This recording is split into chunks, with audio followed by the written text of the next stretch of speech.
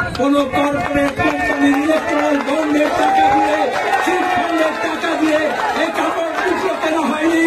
75-25 আর ওদিকে RSS BJP বলেছে ওই 75-এর মধ্যে 25 আমাকে দিলেও ভালো হবে।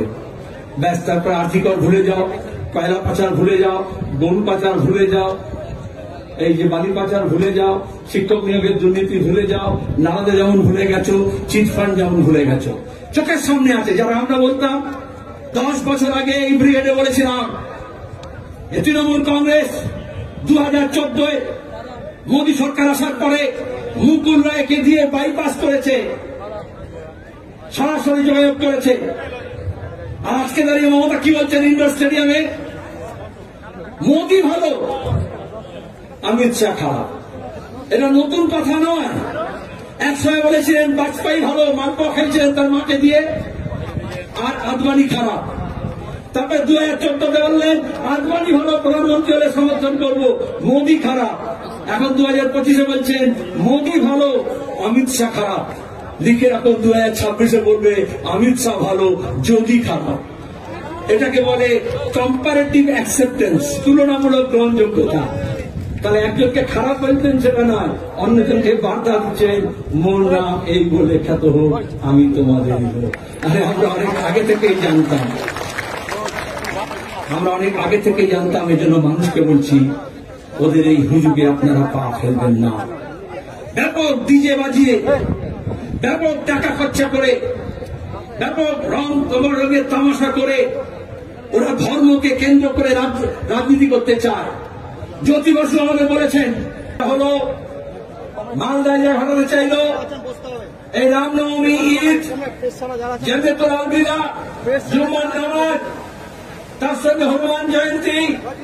আমরা দেখলাম বিধানসভার মধ্যে, লোকসভার মধ্যে, জনসভাতে, প্রেস কনফারেন্সে, টেলিভিশন চ্যানেলে বসে বিজেপি আর তৃণমূল এ বলে ঠেসে দেব, ও বলে ঠুসে দেব।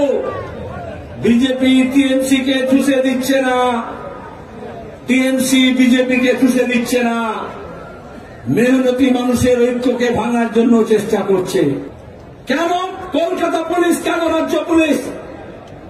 যারা ঘৃণার ভাষণ দিচ্ছে, যারা উস্কানি দিচ্ছে, যারা প্রতিদিন হিন্দু মুসলমানকে লড়ানোর চেষ্টা করছে, মমতা ব্যানার্জি পুলিশ মন্ত্রী, কেন একটা মোকদ্দমা হলো না ঘৃণা ভাষণের বিরুদ্ধে? আমরা এই ব্রিগেড থেকে দাবি করছি পশ্চিমবঙ্গের বুকে সম্প্রীতি ঐক্য ভাঙার জন্য যে হিংসা ছড়াবে, এই পুলিশকে বলছি তার বিরুদ্ধে মামলা মোকদ্দমা করতে হবে। আর নাহলে আমরা গোটা রাজ্য জুড়ে সব থানায় FIR করব। দেখবো মমতা ব্যানার্জির পুলিশ 2011 থেকে আমাদের কর্মীদের বিরুদ্ধে মিথ্যা মামলা দিয়েছে হাজার হাজার। কেন হলো? যারা এখানে মারা কাঁদতে কাঁদছিল, কুকুরের কান্না কাঁদছিল বাংলাদেশের সংখ্যালঘু নির্যাতনের প্রশ্নে, তাদেরকে জিজ্ঞেস করে কি হলো? সাদ্দাম ফুরিয়ে গেল?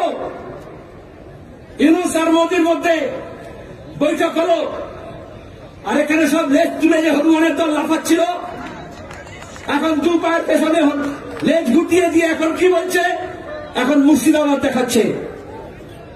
আমরা মুর্শিদাবাদকে বাংলাদেশের মতো সংখ্যালঘু নিধনের জায়গা হতে দিতে পারি না।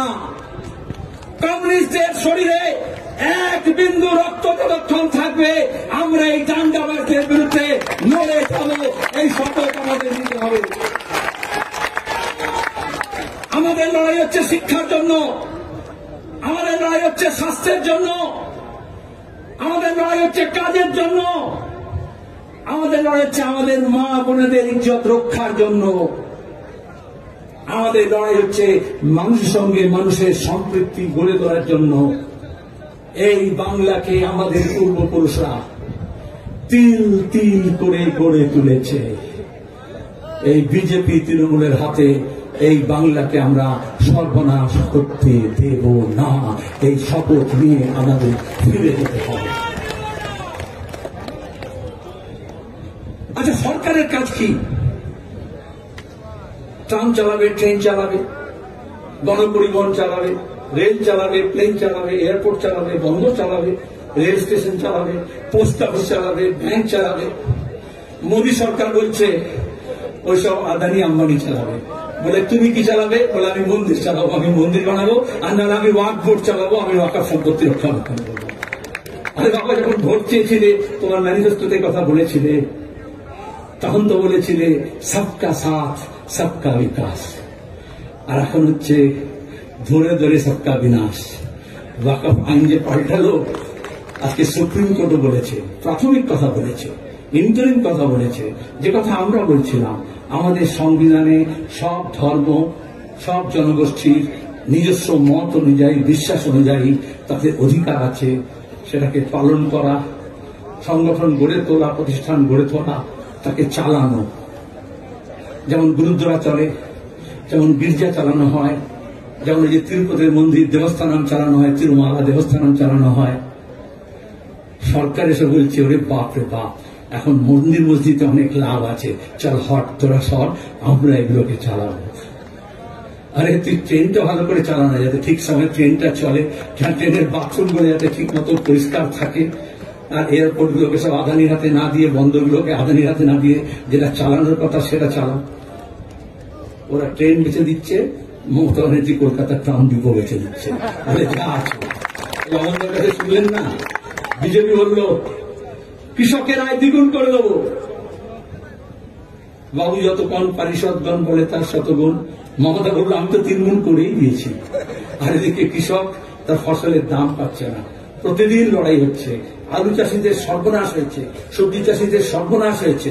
আমরা বেশি দামে চাল কাটছি, কিন্তু ধান সংগ্রহ করছে না, চাল কল মালিকরা নিচ্ছে, আর তাদের কাছ থেকে সরকার নিচ্ছে। এই তো 2 নম্বরই। হেন জায়গা নেই। নিয়োগ বলুন, এই তৃণমূল সরকারের কোন দপ্তর নেই। চ্যালেঞ্জ দিয়ে বলছি, যেখানে দুর্নীতি হয় না, আর কাটমানি হয় না, তোলাবাজি হয় না। এই বিজেপি প্রথম এসে খুব কাটমানি তোলাবাজি বলছে, এখন আর বলছে শুধু ভাগাভাগির ব্যাপার আছে।